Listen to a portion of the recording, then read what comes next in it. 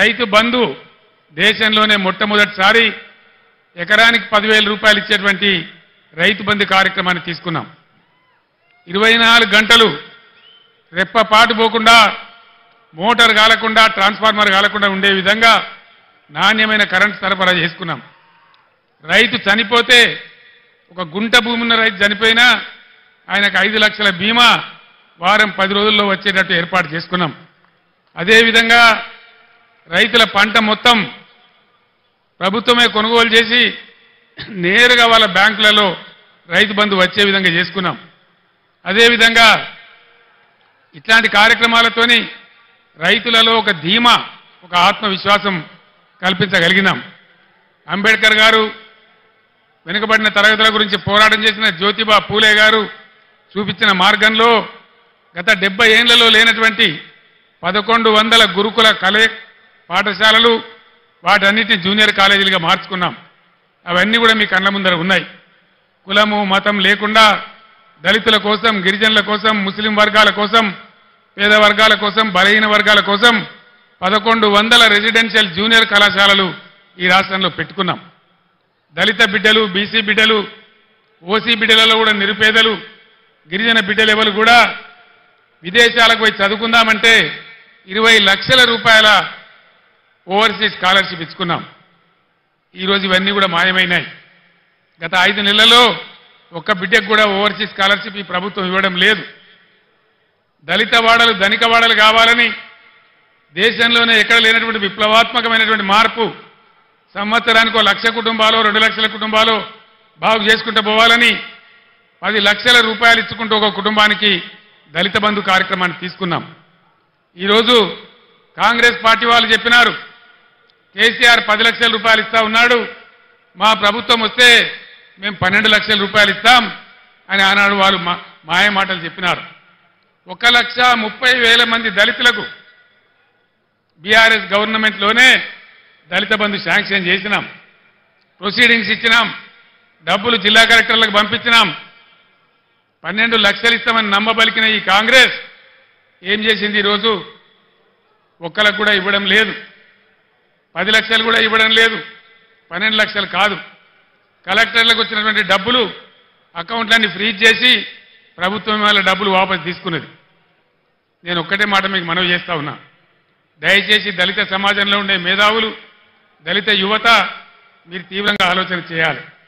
మౌనంగా ఉంటే మన సమస్యలు పరిష్కారం కావు. పోరాటం చేయకుండా ఇది రాదు. నేను ప్రభుత్వానికి కూడా హెచ్చరిక చేస్తా ఉన్నా, 1,30,000 మంది దళిత బిడ్డలను నేనే స్వయంగా తోడుకొని వచ్చి సెక్రటేరియట్ పక్కన అంబేద్కర్ కాడ దీక్ష బట్టి మీ మెడలు వంచి అవన్నీ కూడా వాళ్ళకి ఇప్పిస్తామని మనవి చేస్తా ఉన్నా. ఇవాళ దళిత బిడ్డలకు నేను మనవి చేస్తా ఉన్నా, మరో ఎలక్షన్ వచ్చింది, పార్లమెంట్ ఎలక్షన్. 5 నెలలు గడిచినాయి కాంగ్రెస్ పార్టీ హామీ ఇచ్చి. మీ గ్రామాలకు, మీ మండలాలకు, మీ పట్టణాలకు వచ్చే కాంగ్రెస్ నాయకులను మీరు నిలదీయండి, అడగండి. ప్రజాస్వామ్యంలో మనకు హక్కున్నది. ఏమయ్యా మా దళిత బంధు ఏమైంది? మా ప్రొసీడింగ్స్ ఎందుకు రద్దు చేసిండ్రు? మీరు 12 లక్షలు ఇస్తామన్నారు కదా, అవి ఎక్కడ పోయినాయి అని చెప్పి నిలదీయండి, అడగండి అని చెప్పి నేను మనవి చేస్తా ఉన్నా.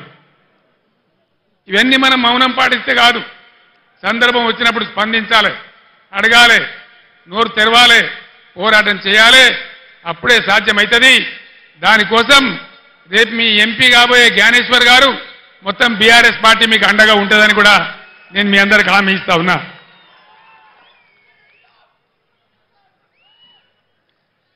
గురుకులాలు పెడితే ఆర్ఎస్ ప్రవీణ్ కుమార్ గారు వాటిని అద్భుతంగా నడిపిస్తే 100,000 మంది పిల్లలకు ఐఐటీలో, ఐఐఎంలో, మెడిసిన్లో, ఇంజనీరింగ్లో సీట్లు వచ్చినాయి. వేలాది మంది దళిత, గిరిజన, బలహీన వర్గాల బిడ్డలు ఓవర్సీస్ స్కాలర్షిప్ తీసుకొని విదేశాలలో విద్య కూడా చేస్తూ ఉన్నారు. కులము మతము ప్రసక్తి లేకుండా కళ్యాణ లక్ష్మి ఇచ్చినాం. ఈ ప్రభుత్వం ఏం చేసింది? కాంగ్రెస్ పార్టీ ఏం హామీ ఇచ్చింది? కేసీఆర్ 1 లక్ష రూపాయలు ఇస్తా ఉన్నాడు, మా ప్రభుత్వం వస్తే తులం బంగారం కూడా కల్పిస్తామని చెప్పినారు. యాడికి పోయింది తులం బంగారం? నేను మొన్న సిరిసిల్లలో కూడా అడిగినాను, తులం బంగారం కొందామంటే మార్కెట్లో దొరుకుతలేదా ఈ ప్రభుత్వానికి? ఇది ప్రజలను మోసం చేయడం కాదా? దయచేసి మీరు ఆలోచించాలని చెప్పి నేను కోరుతా ఉన్నా. అదేవిధంగా కులము మతము అనకుండా కుల వృత్తుల మీద ఆధారపడ్డ బిడ్డలు గొల్ల కుర్మలకు గొర్రెలను ఇచ్చినాం. ముదిరాజుల గంగపుత్రుల కోసం వందల కోట్ల రూపాయలు పెట్టి చేప పిల్లలు పెంచినాం. చేనేత కార్మికులకు పని కల్పించినాం. సబ్సిడీలు ఇచ్చినాం. గౌడ కులస్తులకు చరిత్రలోనే ఏ ప్రభుత్వం చేయనటువంటి పని చేసి చెట్ల మీద ఉండే రకాన్ని 100కు 100% రద్దు చేసినాం. ఈ విధంగా బలహీన వర్గాలకు బ్రహ్మాండమైన సహాయం చేసినాం. బీసీ బంధు పెట్టి బలహీన వర్గాల వాళ్ళను ఆదుకున్నాం.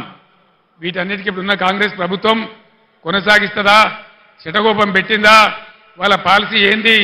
దయచేసి మీరు ఎన్నికల్లో కాంగ్రెస్ నాయకులను నిలదీయాలని చెప్పి నేను కూడా ఈరోజు కాంగ్రెస్ పార్టీని ప్రశ్నిస్తా ఉన్నా. ఈరోజు మీరందరూ కూడా గమనించాలి.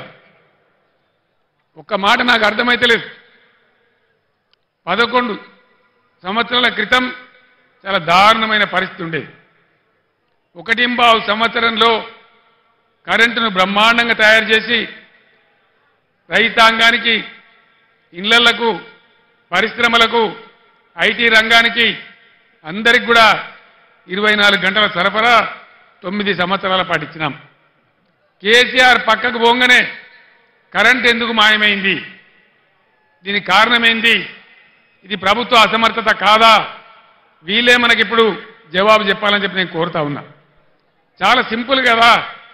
వీళ్ళు కొత్తగా ఏం చేసే అవసరం లేదు. గత ప్రభుత్వం ఎట్లా నడిపిందో అట్లా నడిపిస్తే సరిపోయే పరిస్థితి.